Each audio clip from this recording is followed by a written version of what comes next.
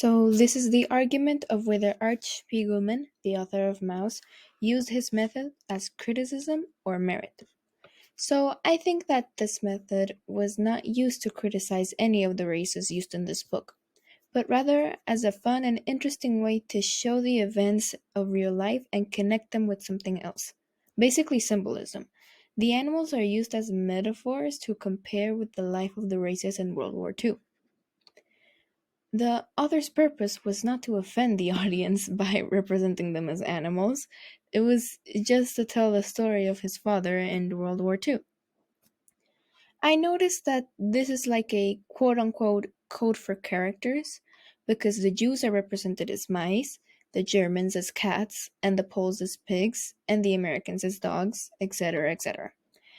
And it has helped us understand the story a lot more because you can identify the characters and also you have a fun time trying to decipher why they are represented that certain way with that certain animal. Like the Jews are represented as mice and the Germans as cats because normally the cats would hunt the mice and kill them. And that's what the Jews felt like in World War II. They were like the prey of the Nazis. Some people, and especially Poles themselves, would take this as an offense because they are represented as filthy animals, a pig. And they can see that they are represented being bad tempered, unwilling to help, or frightened. But not all the meanings are negative. There are other meanings that are positive, which are that the Poles are allies to the Jews and they're seen as sympathetic characters, just like our old friend Porky Pig from Warner's Brothers. And Porky Pig, well, he's a pig and a very sympathetic character. So maybe that's why the author chose to represent Poles that way. And there are also Jewish Poles, but they're not represented directly as mice, since Jews can't eat pork and the Poles do love their ham. There is one part where the Poles might not have been seen as super helpful characters, and it really caught my attention. It's in page 128, where it goes like this. Gina lives over there. Rochelle's governess always offered she would help us. We came to her house near town. Open up, Janina, quick! Who's there? My God, it's the Spiegelmans. You bring trouble. Go away, quickly. Slam.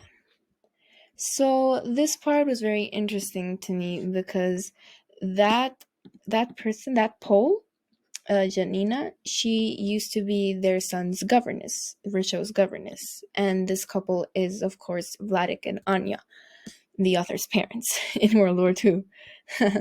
So here, what happened was that years ago, when she was with them and she was their son's governess, she said that they were like family to her and that she would always be there for them.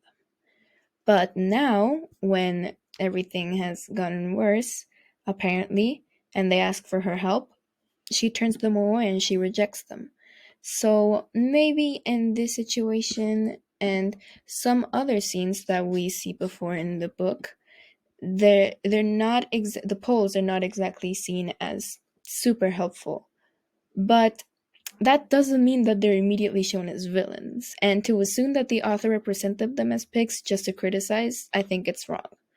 Sure, there are some meanings, and I think all messages are valid. That they're sympathetic, that they were frightened, that also the theory of the Jews can't eat pork and Poles love their ham, I think that's very valid. I think all messages are valid.